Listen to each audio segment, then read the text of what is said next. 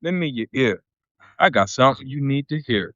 Turn the volume up so it's loud and clear. A podcast where we talk about politics and culture unscripted, no limits. Like a 504 soldier, we're not pretenders, ain't no agendas. Our only plan is to keep it 100 and do it for the fam. Yeah. What up, what up, what up? What's going on? I'm 6 Mil, keeping it trill. It's your boy KG. Welcome to episode 33 of For the Fam podcast. Yes, sir. You know what, man? I'm going to just let you have it today. I almost forgot. I did. So it's going to be the Kareem episode. You got some choices. But when I just looked, I'm like, oh, shit, I don't even have a damn answer. Yeah. And see, I've been thinking about it all week, and I'm like, I'm going to just let him roll with it. Yeah. Whoever he decide. But you got some choices at 33, though. Yeah, we got to go Kareem. Okay. All right. That's cool. So what's good? What's been up with you? Oh, man, nothing much. Did that sleep study crap last night. We was just talking about. Had the worst night's sleep I've had in years. And how the hell you gonna make me put something around my chest and my face and expect me to have a good night's sleep? Yeah, I hear you. I do not envy you in that regard. Not at all. Yeah, so anyway, man, what we talking about today? So today we're gonna talk about 10 best black movie and or TV villains. I like it. A fun episode. Yeah. And crazy enough, as we just went over before we hit record, we only overlapped on 2 characters, which is shocking because I thought at least half we would overlap on. I knew for a fact I would have at least 2 that you didn't choose because I know you haven't sat down and watched Breaking Bad. Breaking Bad for sure. With let me stop. Let's say you want to do the ones we overlap on first. Yeah, I mean, let's just knock them out. Let's get them out the way. So it was 2, right? Yep. That we overlapped on. Yep. We chose Wesley Snipes as Nino Brown, New Jack City. Mm-hmm. I don't think we need to say much about that. We all know who Nino is. He's a legendary character. And the other one we chose was Denzel Washington as Alonzo in Training Day. Again, we don't need to say much about that. A legendary character and performance from Denzel. So, as the years go on, he was a horrible person. Dude, he was scum. Like as I was doing this, I thought about it. I'm like, yeah, man, his character was just wild and out, bro. I mean, like, he said that he had to die. Like, people like, no, it should be a Training Day part 2. He's like, no, I had to die at the end of that movie. I agree. He had to die at the end of that movie, bro. To show how OC he was. Think about the bathroom scene. How are you going to explain what happened to your trainee? Bro, the fact that he, like, called them dudes like Merc him, gave them fools that blender full of money. How would he have explained that? You're right. And made him carry it. Right. You carrying your bounty. Yeah, he was OC. Which is why he's on the list. Yes. All right, bro. Let's just get into it then. Let's have fun with this thing, man. So you want to start? You want me to start? Go ahead, you can start. All right. So the other person I chose that we didn't have, or we didn't overlap on, I guess I should say, is Danny Glover as Mr. On The Color Purple. The original Color Purple, not that remake with Fantasia now. Right. Whoopi Goldberg, Danny Glover, Oprah Winfrey now. Hey, that guy was, talk about an example of how not to treat your woman. Just watch this movie. I mean, this guy was the worst husband ever. He was an example of how just not to be. Of just, yeah. Dude, he had his side piece stay up in the crib and then had his wife cooking for his side piece. Come on, man. Yeah. Pedophile, rapist. Yeah. Abusive, physically and verbally. Yeah. Just an overall piece of shit. Yes, Mr. Piece of shit. And you can't, obviously you can write that on paper and make anybody look despicable. Yeah. But he played that The way role. he played it. Yeah. It's just like, Yeah. I hated Danny Glover until Lethal Weapon. Yeah. I was like, oh, okay, he ain't that bad. Yeah. Yeah. Yeah. Yeah. He played that part a little too well, in my opinion. Yeah. Go ahead, bro. So my first one, well, third one, Stringer Bell. Stringer Bell, give it to me. So The Wire every Sunday. Mm-hmm. It's me and my ex-wife's thing. Kids in the bed, we sit down and watch The Wire. Popcorn, literally. Bucket of popcorn, that's our Sunday night thing. Until I got a little bit older and had watched The Wire, because I'm about to shock some people. I've watched The Wire beginning to end 7 times. The entire series? 7 times. Wow. That dude is my least favorite character on the show. And I loved it when it was live and when it was happening. I was like, man, Stringer, the best character on here. And that dude was trash.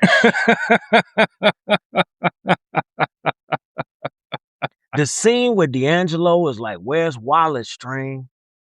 Watching it now, I'm like, that fool just got up, pointed at D'Angelo, and then walked out. And then he put a hit on D'Angelo. So, wasn't The Wire loosely based on like real characters in Baltimore? Yeah, so, obviously Snoop, the Deacon, Melvin was a heroin dealer and kingpin. Shoot. Remember the dude that showed up in prison when Omar went to prison? Omar stood up and and the dude had the knife. It's been years since I watched it. The dude that got killed with Omar at Monk's apartment. When Omar jumped off the cliff and broke his ankle. Yeah. That's the real Omar. What? Yeah, that's the real Omar. Wow. Yeah. If you get a chance, man, he's done some podcasts over the years. Yeah, man. Interesting. Yeah. He said that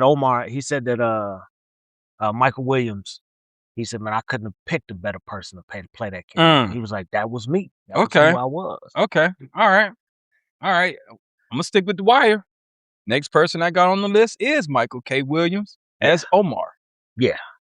I mean, the worst of the worst tough guys was terrified of Omar. Yes. The dude was like a superhero. The stuff he used to do and get away with, like that whole projects, all of them was just terrified of Omar. I was kind of, pissed off the way he went out.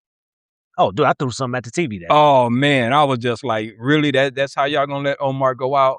But if you rewatch it, you see it coming a whole season beforehand when you rewatch it. When all them little shorties kept talking, and that one shorty was like, I ain't scared of him. Kennard was the only one that never showed fear. Yeah. Because he respected him. Yeah. And the reason he killed him is because if you remember, when he pulled the gun on Michael now, Michael was like, man, if he'd have made me from Monk's apartment the other night, I would have been dead. And Kennard called him a gimp. He looked him up and down as he was limping away and called him a gimp. He had lost all respect for him. Oh, wow. And that was, I think, two episodes before he shot him. Wow. Yeah. But Omar was unreal, man. Yeah. And The Wire is a great series. For anyone who hasn't watched it, please go back and watch it. It lives up to the hype. I know people say it's like one of the best series ever. It really is. Go back and watch The Wire so you can, if you haven't seen it, so you can understand some of these characters that we're talking about. Go ahead, bro. So this character, personally, to me, is the best bad guy in TV and movie history. Gus Fring. You got to tell me about him. So we don't know his backstory. He's from Chile. It's mentioned several times in the series that, so he worked for the cartel. He had some chicken spots in New Mexico. What show is he from? Breaking Bad and Better Call Saul. Okay. So he had the chicken spots set up, but that was his distribution channel. He used to put the meth inside of the sauce that they used to ship back and forth across the border. But he was one of those guys, like think of characters that you've seen in movies that are smiling 1 second and then their facial expressions change. You're like, oh shit, that was him. Was this Giancarlo Esposito? Oh yeah. Okay. So, or Esposito, however they pronounce it now. There's a scene where he's just fed up with Walter. And you gotta watch. Walter's and look, people love Walter White. Mm-hmm. They walked around with the hat on, the glasses.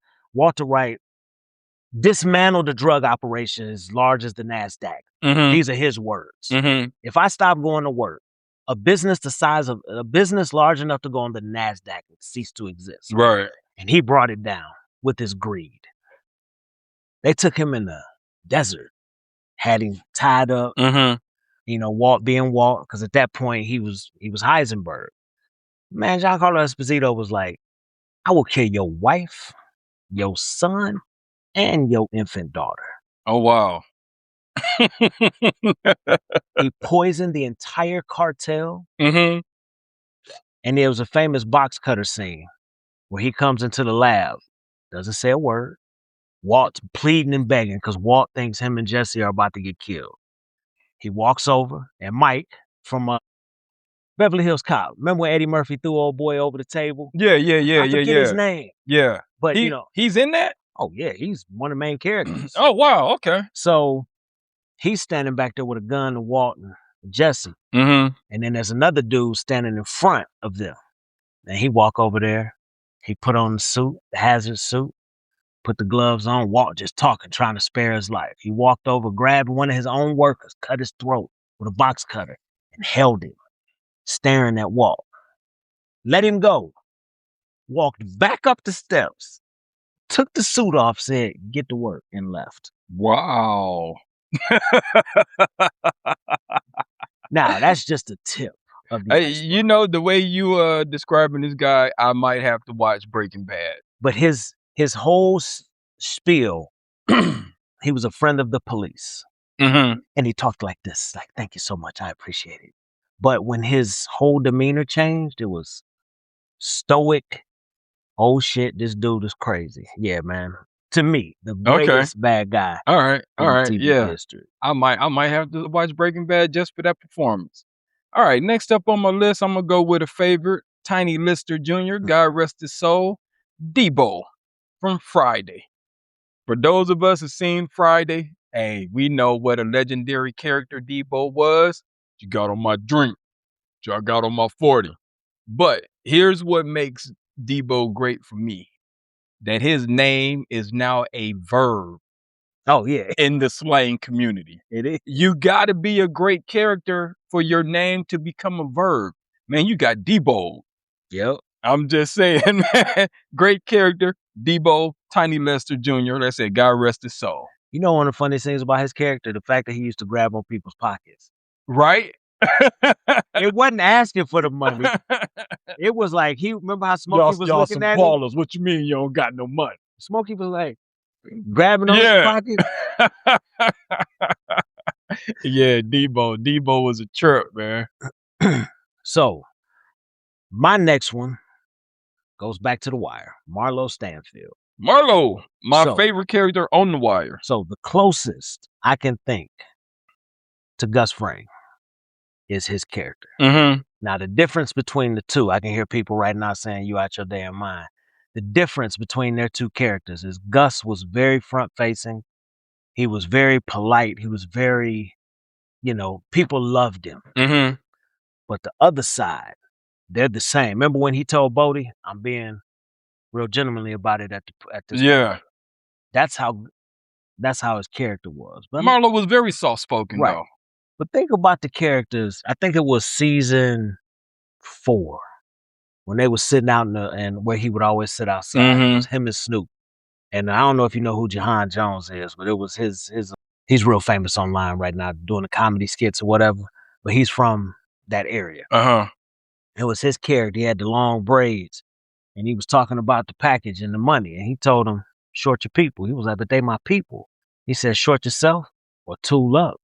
Right. Just sit around and wait for Chris and Snoop to come in my people. Right. Right. And all dude could do was be like, all right, and walk away. Yeah. Hey, you know what I loved about Marlo? His intelligence, man. Yeah. I love the fact that the police knew who he was, but they still couldn't pin anything on him. I loved his intelligence. So you know why he's on this list? He's on this list for killing the other person who should have been on this list. Prop Joe was a piece of shit, first off. But we loved Prop Joe. Right. Shooting and killing Prop Joe like that, and then just like, yeah, there now. What? Yeah. Yeah. Prop Joe was a piece of shit. Yeah. Yeah, like I was saying previously, y'all, if you haven't seen The Wire, go check out The Wire. If you're not familiar with some of these characters we're talking about, you will not be disappointed. It's on me? Mm-hmm. All right, next up on my list, Leon, The Temptations, David Ruffin. Ain't nobody come to see you, Otis. Say it again, bro. Ain't nobody come to see you, Otis. The best line ever. If you don't think David Ruffin was a villain, David Ruffin is absolutely the villain of The Temptations. Dude was just off the hook, man. I mean, just not in a comical kind of way, but the stuff he did was actually funny. It's just like, bro, what are you on right now? Talk about one dude who literally tried to mess up the money. Yes. He went out of his way to try and mess up the money. Had he acted right, I mean, even with all of the success the Temptations had, if he just acted right, they would have been even larger. Mm-hmm. Dude was just like an egomaniac. Let this be a lesson to you. If you got a group and one of them is an egomaniac, get rid of him now. He'll mess up everything, or she will mess up everything. The egomaniacs do not know how to play nice with others.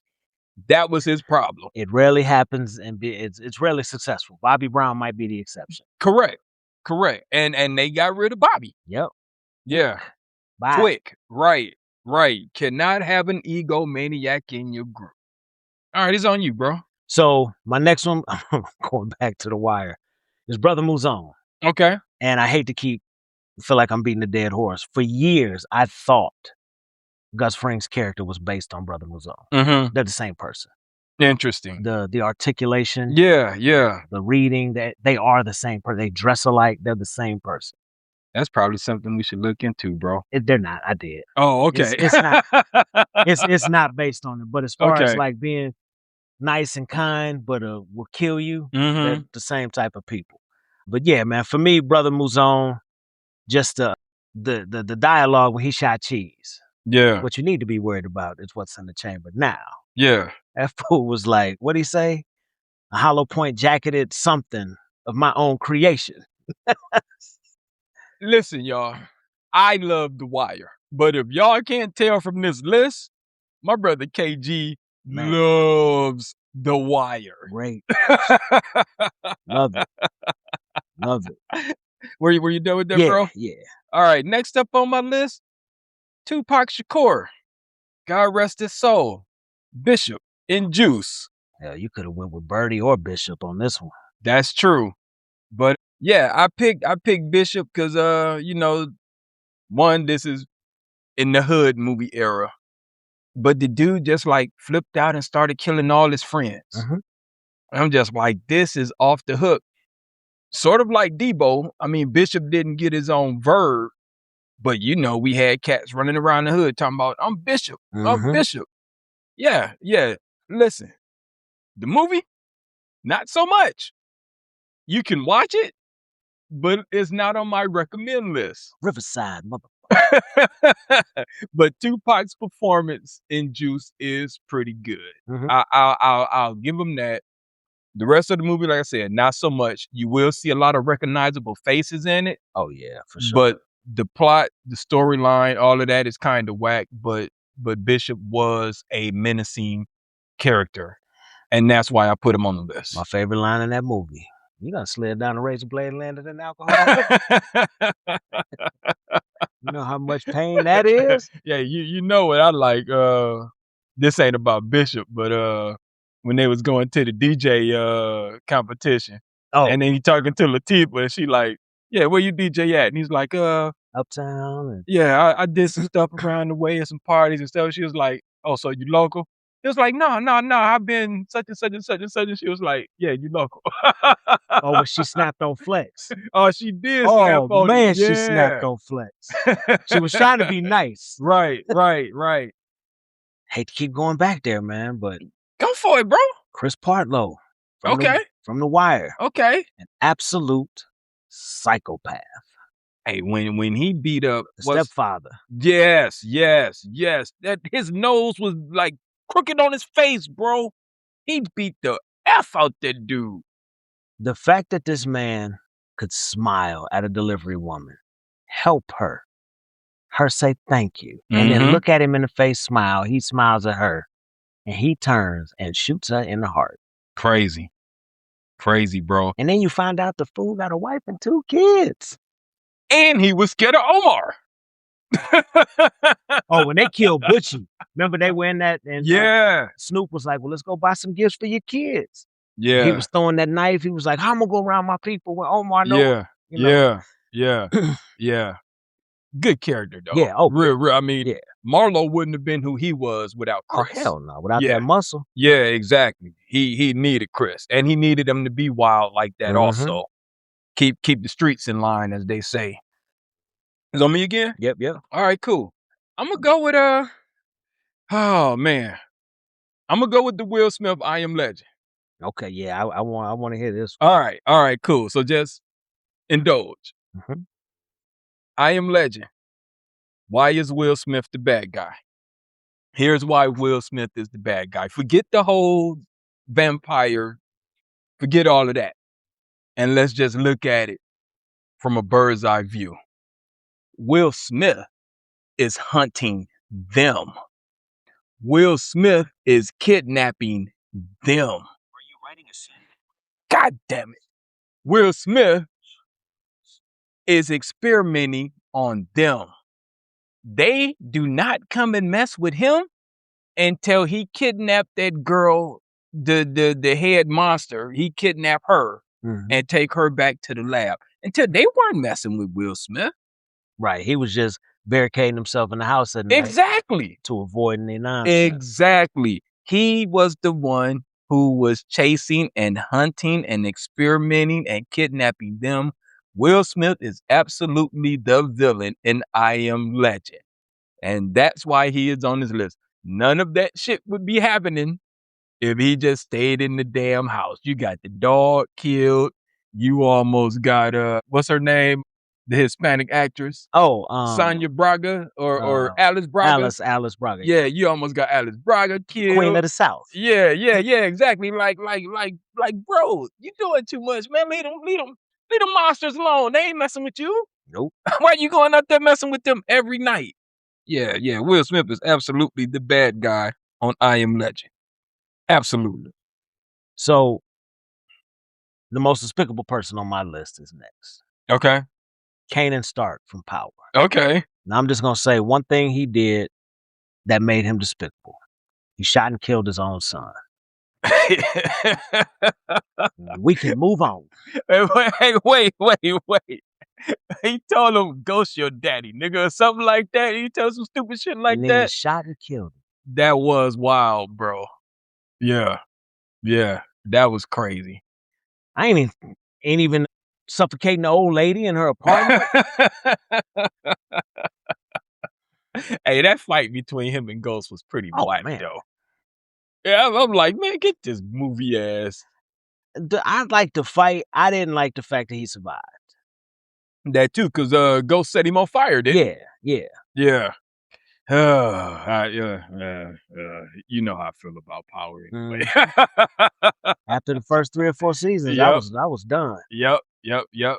All right, I'm gonna go with Sam Jackson as Steven on Django Unchained. I don't think any of us need to say anything else except for I wish Clarence Thomas was a movie character instead of a real person so he could be on this list. But Django, Steven from Django, Clarence Thomas, Basically close. the same character in my book. I count 6 bullets. Yeah, I count 2 guns. Hey, he tell him, y'all go and get out of here. Not you, Steven. You stay right there. So I got 2 more. Candyman. Yes, sir. I don't know how I left that off my list. So let me tell you something that haunted me. Well, for one, hell, we grew up right around the corner. Shit, 12 miles from Cabrini Green. Green, yep. The bathroom murder. Oh yeah. Man, that just gave me chills saying it. Yeah. First off, why are we watching that movie at that age? I know. Well, no, we were in high school though. Yeah, but we probably was like 14, 15. Nah. I say 16, bro. Because you and I were really young in high school. No, we were Candyman was like 92 though. I want to say. So hell, wasn't we 15? 15, 16, yeah, depending on when it came out. Yeah. But back then, they were real strict about letting them for sure. 18 for sure. But yeah, that bathroom scene and the fact that he basically made Helen sacrifice herself to say the kid. Yeah. Oh man. It's a good movie, man. It was. It's a really good movie. Yeah, I hate that they ruined it with that remake with Yaya and them. That shit was terrible. Yeah. Jordan Peele, that shit was terrible, bro. Yeah, they ruined the classic. You right, that is it. And I'm mad at myself for overlooking that. My last one I got on my list is Crystal Wilson. And you're probably going, who the hell is that? That is Ronnie from Players Club. I chose her because she was just OC in the club. She let old girl get raped and was like, leave her there. You know what I'm saying? The way she turned out Diamond. You know what I'm saying? Yeah. Ronnie was a trip. All she cared about was that paper. She ain't care about nothing else but that paper. Yeah, that chick was low down. And she got what she deserved at the end. So got her ass whooped. She got that ass straight whooped. So yeah. Ronnie from Players Club. That's the last one I got on my list. But you got one that I definitely want to hear about. So my last one, and people gonna be like, how the hell did you not realize this? I'm putting a list together, write this name down, and then thought to myself, man, this dude white. Gary Owen. Thomas Egan from Power. So there's 2 things that he did on the show. There's way more. Yeah. When he burned Ruiz up. Yeah. And when he strangled Holly. Yeah. Strangling Holly, I was like, I get it with the character. Right. But man, that shit was like, I can't watch this. It was cold-blooded. Yeah, it was cold-blooded.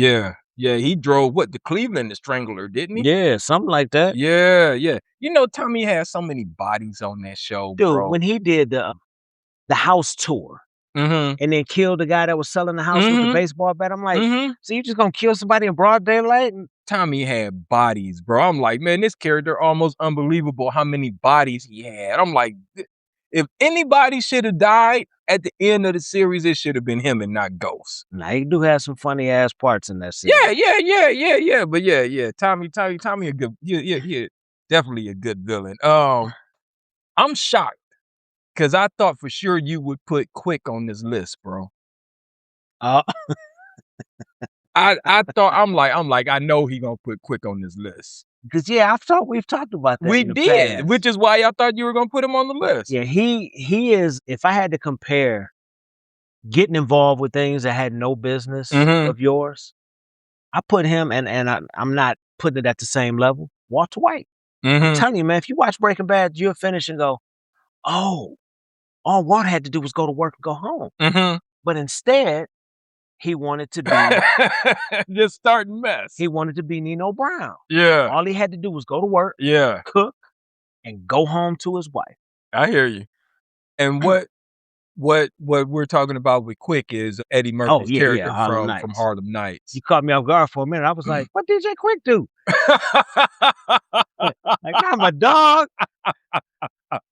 Oh man, now that would be funny, bro.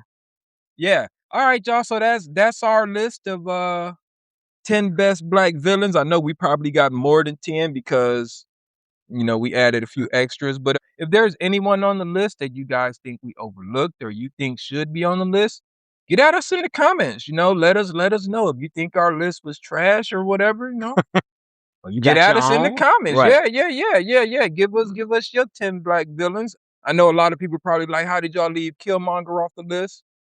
Because I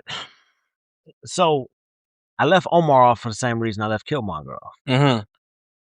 Yeah, Omar was killing people, but Omar was also helping people. Mm-hmm. Think about how much money he was. Now, they didn't show it a lot. How much money he was dispersing back to the neighborhood. No, that's true. People that needed things. He was That's just true. handing money out. That's true. Now, Killmonger came along and disrupted something as well based on, what happened to his father.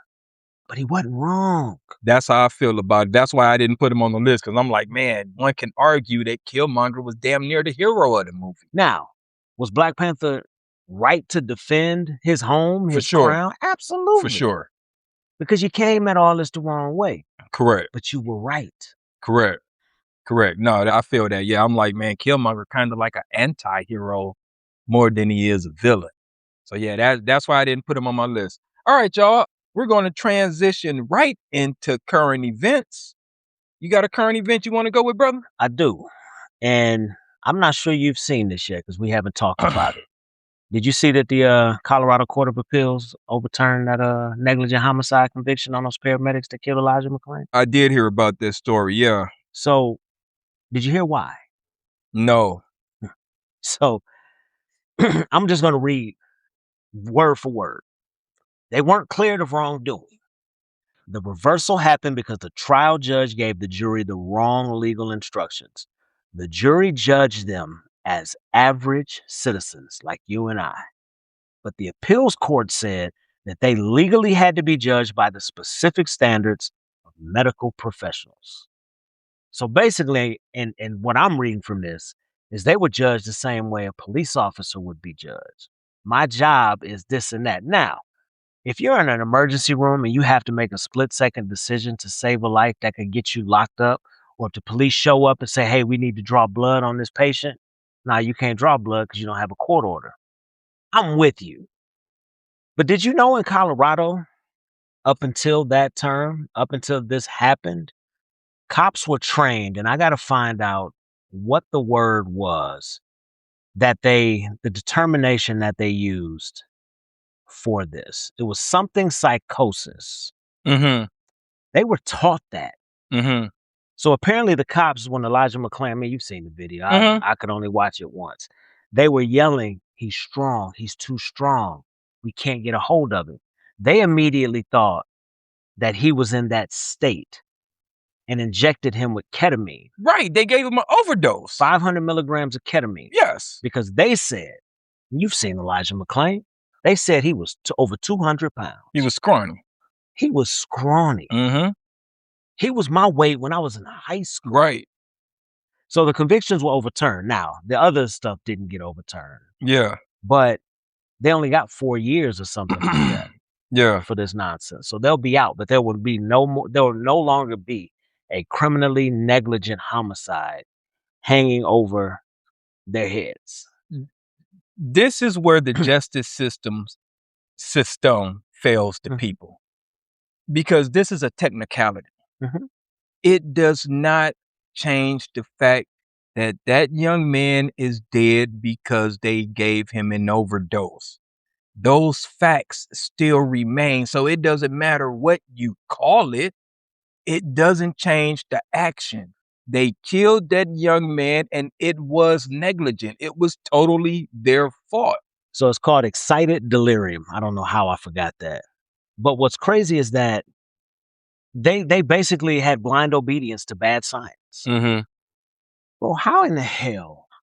Like if you and I were paramedics and somebody set us in the room and told us that this was a scientific thing, being the type of people we are, or hell, even were in our 20s, we would have looked at each other and laughed. Mm. You're saying because the cop said that he's too strong, he won't stop resisting, that you injected him with 500 milligrams of ketamine? Isn't that the excuse that they always use to abuse black men, though, that they're too strong? Isn't that the same thing they said about Rodney King, why they kept whooping his ass? Because he was too strong? No, he was trying to get up and run because y'all was whooping his ass. Wasn't he was trying to fight y'all back? They say that same with Michael Brown, that cop. Oh, yeah. It felt like I was wrestling with Hulk Hogan. Really? I mean, because you don't have any bruises, bro. If you was wrestling with Hulk Hogan, you would have been Right. slammed on the hood of that cop. Right, exactly. You'd have got your ass whipped if you were wrestling with Hulk Hogan, but felt like I was wrestling with. They always give us that strong. He was so strong, I had no choice. Miss me with that, man. So the last thing, the excited delirium, the way that they teach it is basically like comic book symptoms. This was written in the law. This is what they taught paramedics until this situation. Comic book symptoms. That's how when I was researching it, that's how one article described it. I don't even know what that means, bro.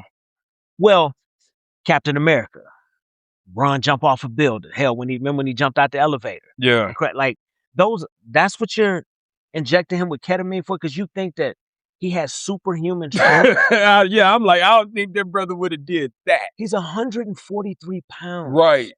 There are 2 cops. Right. He's telling you he can't breathe. Right. And you as a paramedic show up. Not only do you inject him with ketamine, you then turn to check on to see how the cops are doing. Correct. As he's dying. Correct. Yeah. Yeah. Crazy. They don't really care about us. Michael Jackson told us a long time ago. Yep. I'm gonna go lighter but somewhat serious. You were done with that, right? Yeah. Uh-huh. I'm gonna go lighter but somewhat serious with my current event. Remember the Murder Was the Case soundtrack? Oh yeah. Remember 21 Jump Street? Absolutely. All right. So where am I going with all of this? As we come into the summer season in America, because I know we have an international listener, shout out to y'all. As we go into the summer seasons in America, there's going to be more cookouts, more gatherings, more get-togethers, more picnics, whatever you want to call it, more reasons for people to congregate. The reason why I brought up that song, because there's a lyric, and bet nobody bring a gun. Y'all, learn how to have a good time. We don't need a cookout full of guns. We don't need a cookout full of tough guys. Learn how to have fun and just enjoy yourself. And if you're the type of guy that's saying, listen to this nigga talking that soft ass shit, then you're the type of guy that don't need to come to the cookout. We did the episode, Who's Invited to the Cookout? You knuckleheads who don't know how to act, you're not invited to the cookout. Don't be that guy. Learn how to just chill and have fun. Everything isn't a dick swinging contest where you have to prove how hard you are and prove your masculinity. You're toxic. Don't be that guy. Too many shootings are happening at just regular get-togethers where people are just trying to have a good time. And I'm thinking about the prom. No, in Muncie, where they had the little party in Muncie. Yeah. Last weekend, I believe it was, and like 2 or 3 people I think got shot. Come on, y'all, knock it off. It really? This what we doing? We can't get together not one time without some fool shooting up the place over something stupid, because 9 times out of 10 is something stupid. And it's always some punk that weigh 125 pounds with 2 small pants on, with an extended clip in his pocket. Learn how to have fun, man. All right? Learn how to chill, relax, and just enjoy the atmosphere. All right? This summer, the theme is, bet nobody bring them one gun. It's enough, y'all. We need to do better. That's my current event. All right, cool. All right, y'all. We're going to transition right into our rant about a random topic. My favorite segment of the show. You got a rock, brother, you want to kick off with? Oh, yeah. All right, let's get it. So this is one I know you'll like. because we talk about this stuff quite often. So World Cup's about to start. Mm-hmm. It has been announced that they have this AI-driven method for social media to monitor over 30,000 offensive keywords and phrases in every single language from around the world. Ain't that about nothing? It hides abusive, racist, and homophobic comments in under 2 seconds. So, the reason I brought that up is because the first thing I said to myself is, so they're doing this for the World Cup? Right. Why don't they just do it in other places? Right. And in other situations. So the reason they do it for the World Cup is because these massive advertisers don't want advertisements that show up, rather Facebook more often than Instagram. Because on Facebook, if you're watching a reel, now you get ads that pop up at the bottom. Okay. So let's say Apple, since I've got an iPad in front of me, advertises on one of those reels. And in the comment section, there's somebody calling somebody out their name, calling them racial slurs or, anti-Semitic, whatever. They don't want to see that, and they could pull their ads. Interesting. So they got punishing the platform, not the individual. Right. Okay. Right. So they're rolling this out. Okay. To stop it. Okay.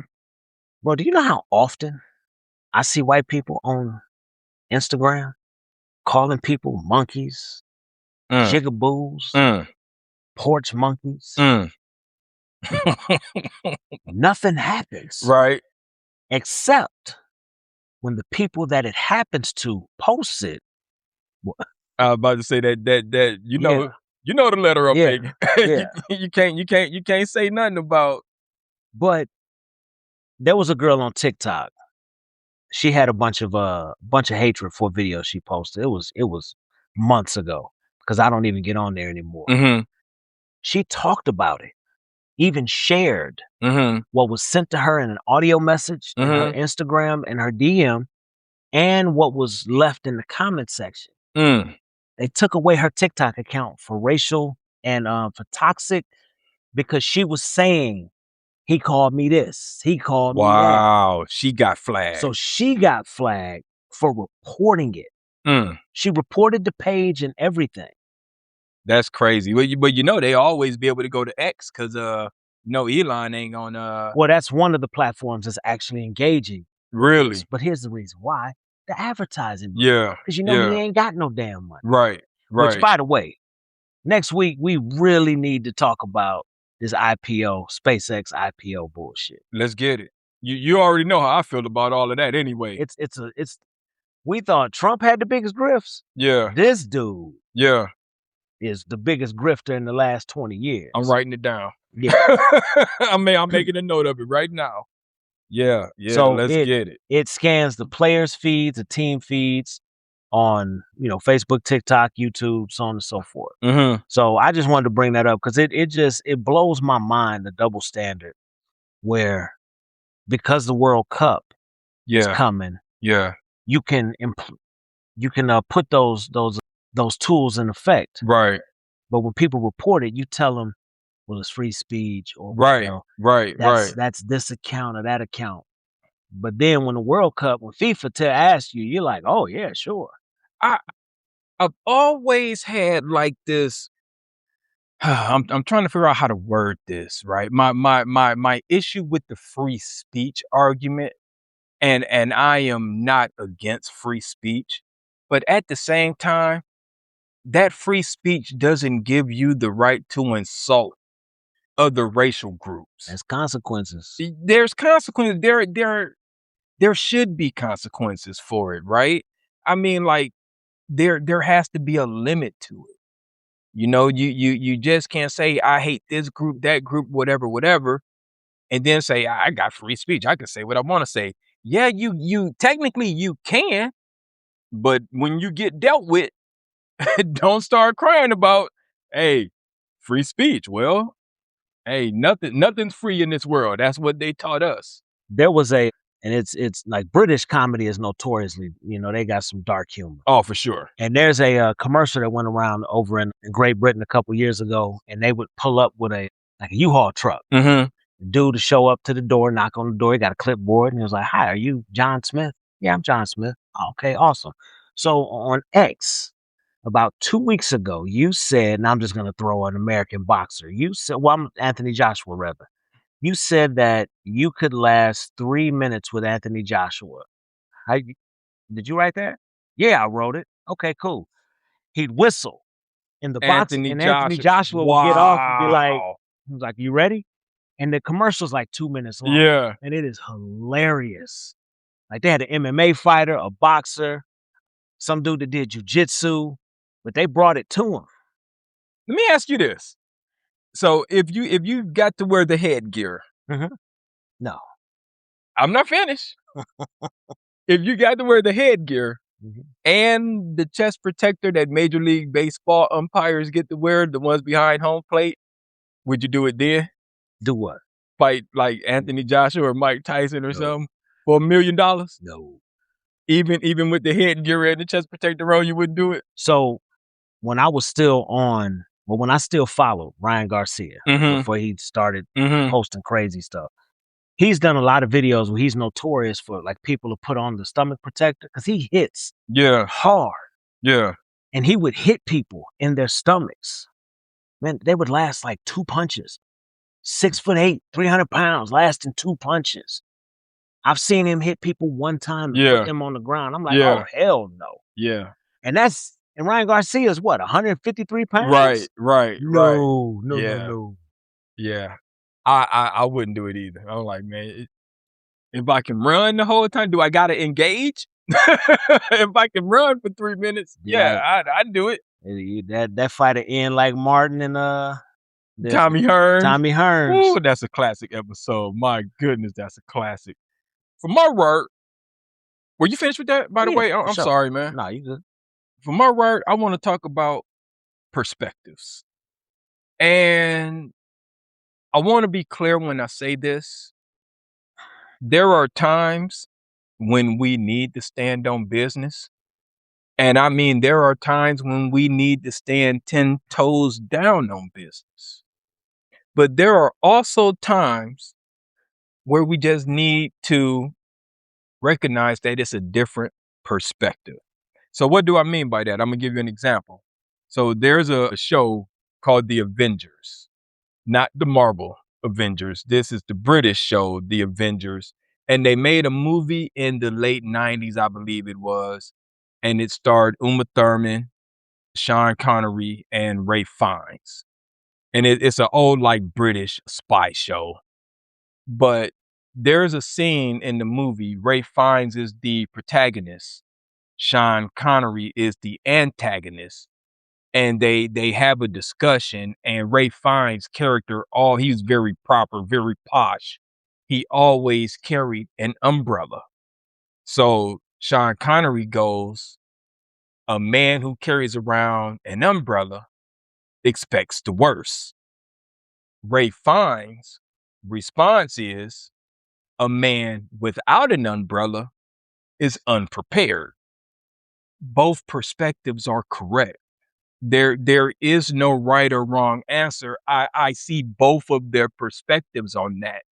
You know, even though it was meant to be a quip, it's just a different perspective in how one person's outlook is on life versus another person's outlook on life. And it's okay. It's okay. All right. It's okay for people to have different perspectives. All right, guys. It's cool. Everything doesn't have to be so retreating to my corner and this is where I'm standing. No. It's not a right or wrong thing.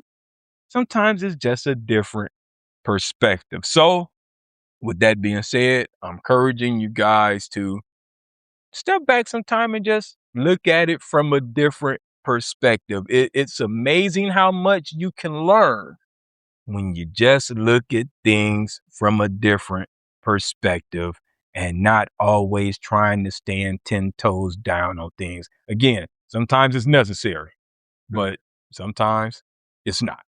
That's my work. So when you said The Avengers, and I pulled it up and immediately saw the movie poster for it, I was like, I remember this. I never watched it, but I'm like, I remember this. Now I'm gonna have to check it out. Oh man, it's not what I thought it was going to be. It's got the red dragon in it though. It does. Gotta watch it. The action isn't there. I'm gonna put it like that. It's much more for it to be like a spy thriller, almost like a hero type show. There isn't much action. Well, she's dressed like Black Widow. You thinking? Spoiler alert: she's actually playing multiple roles. Okay, but like I say, it's okay. I mean, if you get bored watching it, bro, I told you so. You know what's funny? Is I just clicked on IMDb and it says, "Is the Avengers from 1998 worth watching?" The last few sentences, it is just lacking in any real consistent value. Mm-hmm. It says, overall, this is not a laughably terrible film. It's just lacking. Yeah. It's really just kind of, yeah. You know, I watched it because I was expecting something else. And I'm those three, hell yeah. Right. And I'm a huge Sean Connery fan. I understand that he's toxic and he did some terrible things to women, but I admit I'm still a huge Sean Connery fan. You know, he just got a spot in my heart. Yeah, I like Ray Fiennes too. Yeah. Yeah, that dude can act. Yeah. All right, y'all. With that being said, we're going to roll right into 5 in the black hand side. And the movie review we chose this week is Belly. Go ahead, my brother. Yeah. Yeah. So, boy, I'm about to piss off so many people because we're about to piss off a lot of people. So the movie was released in '98. Mm-hmm. Director is Hype Williams. Mm-hmm. Now, obviously, we grew up watching Hype Williams videos. Yep. We loved them. Yep. Main cast of the movie: DMX is Buns. Yep. Nas is Sincere. Yep. Miss Hicks is Keisha. Yep. Which we'll get into that. Tion T-Boz Watkins as Tion. Right. Method Man is Shameik. And Hassan Johnson as Mark. Yep. So I'll just give a brief synopsis for those who haven't seen it. Yeah. I find this synopsis hilarious. Spoiler alerts, by the way. It starts and it says, 2 young, successful street criminals from Queens. Yeah. Boy, Tommy and Sincere find themselves at a critical crossroads. Tommy fully embraces the ruthless, violent drug trade, seeking to expand his empire by partnering with a Jamaican cartel to push a new form of heroin. Yep. Sincere, on the other hand, begins questioning their destructive lifestyle. Yep. Driven by his girlfriend, Tion, Sincere looks to get out of the game, yep. reconnect with his African roots, and build a peaceful life for his family. As their paths drastically diverge, Tommy hits a wall that forces a profound religious awakening. Was it a religious awakening, Which bro? is still hilarious. While Sincere fights to successfully escape to the motherland. Where would you like to start? Oh, God. Could it be the robbery scene in the club? Let's talk about the good parts. Well, this ought to be quick. I love the club. I love the way they walked in and their eyes glowing. Yeah. That's a classic entry. Hype Williams, classic Hype Williams. Yeah. I love that. I love the fact that the Jamaican Dundada made DMX go to Jamaica to prove he was worthy, that he was going to be a good business partner, and he had him to go kill Chicken Man or whatever his name was. You know, I didn't realize until I restarted research, even though I've seen Belly a couple times, I didn't realize that was Louis Rankin. Was it? Yes. Ox was played by Louis Rankin. I'm like, oh. And then I went and watched the clip. I was like, oh shit, that is him. Oh wow. Yeah. Now I'm gonna do that. Yeah. Yeah. But I love that he made him go prove himself before he considered him a worthy business partner to take on. Oh man, I kind of get what you just read in the synopsis about he has a religious awakening. That trajectory was kind of like, okay, I see it, but the way it was portrayed in the movie was so like clumsy. It really was. It really was. It was kind of like, what is he doing? It is, like I thought he was going to assassinate dude, and like that's his religious awakening is. He was actually going to assassinate the dude, and then dude magically talked him out of it. I'm like, come on, man. So, but I like his trajectory all in all. I guess I'll give credit to that scene, although I thought the way it was portrayed, as you said, but the pastor, that was Dr. Chavez Jr. Was it? Yes. Okay. So, lifelong civil rights activist. Yeah. So it was said that Hype Williams picked him specifically for that role and those scenes because he knew that he could just go with it and be able to talk to a young black man who's going through something at the time. Okay. All right. I love the soundtrack. That's those are the positives. Now it's time for the negatives. So one of the biggest negatives to me, and I didn't tell you, I left out some things when we were talking about this the other day. So Keisha's character, she had a strict no on-scene sex policy with her.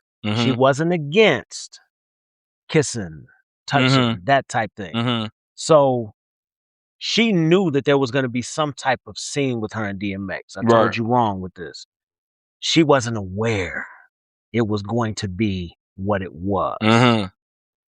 And apparently they did such a good job at editing that her family thought that that was her body. Oh, wow. Because that's how good the body double was. Yeah. So I read a little bit more last night where she was talking about how for years after that, she was on every news show or interviews that she could think of to let people know that that was not her idea. Right. Had that sex. I'm going to be honest. Until you told me that story, I thought it was her. Now, as young man, that was the best thing in the movie. Yeah, I totally thought it was her. Let's talk about some of the silly characters in this movie. Got another nugget for you. Go ahead. The silliest character in this movie to me was Method Man's character. I know he was supposed to be the assassin, but he was so like, hey, Ikey, and just all of that, just so over the top. I'm just like, bro, what? Seriously? Is this the illest Nebraska? And then the way he went out, the old girl, smacked him with the iron, and I'm just like, man, this character served no purpose in the movie to me. Anyway, he ain't the most problematic, but he was the silliest character in the whole movie to me. So, Kane, he'll always be Kane. Tyrant Turner. I don't care what he do. He'll always be Kane. So when this movie was originally cast, Hype Williams promised him buns. Oh, really? Yeah. I didn't know that. Yeah. So when Big Head Rico, the banana, the wig, the glasses, none of it was in the script. Really? He did all that himself to ruin the movie. Oh, wow. Yeah, I looked up some clips after I saw that. He's like, oh yeah. He said, yeah, Hype was mad as hell at me. He was like, he did it to ruin the movie. And he said, in typical hood movie fashion, it ends up being some of people's favorite scenes. Like walking out there with that string, and it's funny. I'm like, bro, lick your lips, man. And it's funny. I'm looking at some bananas. Yeah, that fool had that string hanging. He was like, "Yeah, I don't like that." And then the close up on the camera. Yeah. It's like, really, bro, you can't lick your lips, man. The way he went out, that whole scene, it made no sense. The whole Omaha shit, period, made no sense, bro. Method Man kills him, shoots 2 other people. Gets shot out of a window, gets up, police coming. He takes 2 shots with a Desert Eagle with no recoil. Right. The cop car just sat there and let them drive off. So, I'm trying to describe this the best. Because I call Method Man the silliest character, but the most ridiculous character was DMX. Oh God, yes.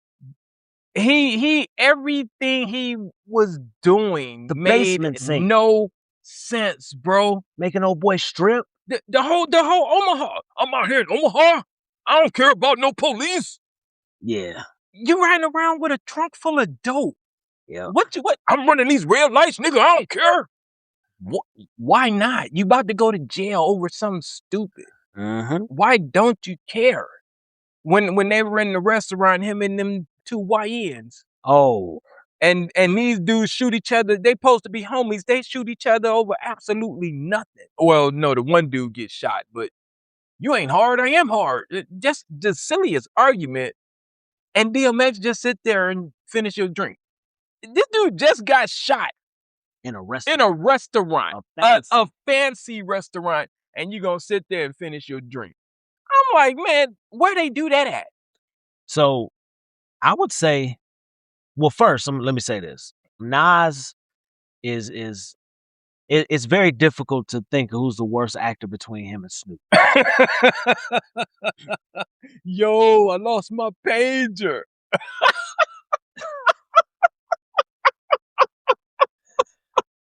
Dude, the way he talked about Africa, like it was going to Chicago. Right. We want to move to Africa. Where? Right. It got 52 Egypt, countries, bro. Libya, South Africa, East, West. Yeah. Pretty big continent, cuz. And then at the end, man, Africa. Right. What? Right. Bro, when they tried to kill him, why did dude run up on him with the gun close enough for him to grab him and flip him over? No, why did AZ walk away? Well, that part too. But like, bro, you know, bullets come out the gun, bro. You don't need to be right up on them to shoot them. My favorite though is when he was talking to the little young dude in Queensbridge. Yeah. The little kid was sitting outside. Yeah. And he hands him his chain. Yeah. The very next scene, he got that chain on. The very next scene. Same clothes. Man. Right. With the chain on. Yeah.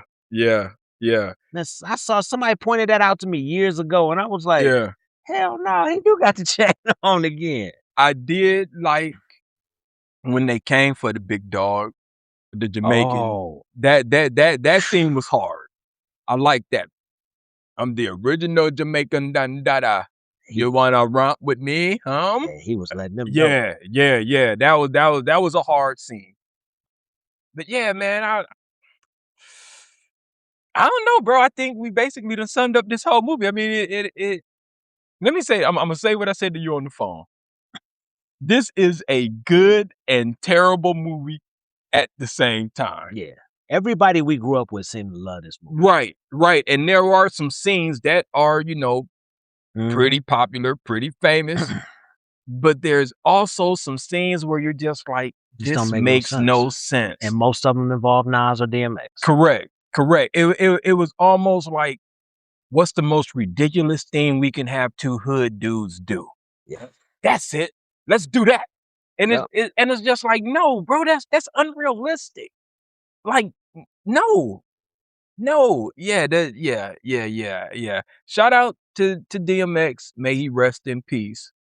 But yeah, bro, he was so over the top in this movie. I mean, his character was just crazy silly. And let's talk about one more thing. How you gonna show up to the Midwest dressed like y'all clubbing every day? Right. We Midwest kids. Right. Think about some of the cats that used to move to Hammond as we were growing up. How over the top they were. Right. How they did not fit in. Right. At all. Right. You spot them a mile away. Who that? Yep. You spot them a mile away. Immediately. Yep. The only people that was dressing like some of these cats was the pimps in Chicago and Detroit. Yep. We was T-shirts, Levi's. Right. Dope Man Nikes. Right. Trying to be comfortable. Yeah. For the most part. Yeah. Yeah. Oh man. So I guess it's time to rate Belly. Oh man. I'm gonna give it 2.5 high fives on the black hand side. I'm giving it the peace sign. 2. Like I said, y'all, this is a good and terrible movie at the same time. If you want to just see some ridiculousness, watch this movie. You'll enjoy it, but you'll also go, what? Several times throughout the movie. Your reaction will be, what? When he was arguing with Keisha when she was in the shower. Yeah. Or no, he was in the shower, rather. Yeah. How over the top he got out was the shower. being. Yeah. Keish! Grab the towel. Yeah, I'm walking yeah. like, man, get. Yeah. So over the top, man. Like I said, two and a half. One time. You know, you watch this movie one time and then you put it away. Hey, funny. You know I got this on VHS upstairs, bro? And I'm not kidding. I got Belly on VHS upstairs, I bro. used to have it on DVD. I lost all that divorce, I guess. Yep. Yes, sir. So anyway, that's R5 on the Black Hand Side movie review. And now it's time for the closing monologue. My brother, the floor is yours. Appreciate it. So I want to talk about something that happened in South Carolina over the past week. There was a jury. There was a trial, and the jury looked over at a 61-year-old man named Rick Chow. Mm-hmm. And they said 2 words, not guilty. Mm. So for those who don't know who Rick Chow is, let me remind you what happened. Mm-hmm. He chased down a 14-year-old boy, Mr. Cyrus Belton. Mm-hmm. Cyrus Carmack Belton. Shot him in the back. Mm-hmm. Why? Because Chow thought Cyrus stole 4 bottles of water. 4 bottles. Mm-hmm. If you're my age, you already know we've been down this exact same road. So we're going to flash back to 1991. A young girl, 15 years old, walks into Empire Liquor. Her name is Latasha Harlan. She dropped a $1.79 bottle of orange juice in her backpack as she is walking to the counter with $2 in her hand. The lady, the owner, who she doesn't even deserve to be mentioned by name on here, accuses her of stealing. Correct. They get into it, and as Latasha turns around to walk out, she is shot in the back of the head. Sure is. Unfortunately, that video is online for people to see. It is disturbing and disgusting. The jury did their job. They convicted her of manslaughter. But the judge said, nah, you can go home. Not a single day behind bars. That was in California, right? LA. That was over 30 years ago. 2 black teenagers, 2 corner stores, 2 assumptions over a cheap drink, 2 lives taken. When we talk about the history between the black community and Korean business owners, we aren't just reading from a textbook. We're talking about decades of folks setting up shop in our neighborhoods, making a living off of our dollars, but still seeing our kids as a threat. Proximity does not equal understanding. The courts keep showing us exactly how much the system values our youth. And until we figure out how to change that math, history is just going to continue to repeat itself. Usually I would stop right there. But go and, this is for the listeners, not to you. Go and look up this case, guys. It's really messed up. You're right. The similarities between the LA case and the South Carolina case, but I also want to throw in the Trayvon Martin case into this with this and with this parallel. The prosecutors. If the prosecutor was any good in South Carolina, Chow would still be in jail. I think he overreached. Just like Trayvon Martin's case. Just like Trayvon Martin's case. They overreached. And instead of going for a manslaughter charge, they went for the first-degree murder charge, which basically means you have to have intent. You and I talked about it. Correct. As it was happening. Correct. And excuse me, had they just went for a manslaughter charge, they would have probably got a conviction. So again, you're right. The system doesn't care about us. This is how they view us.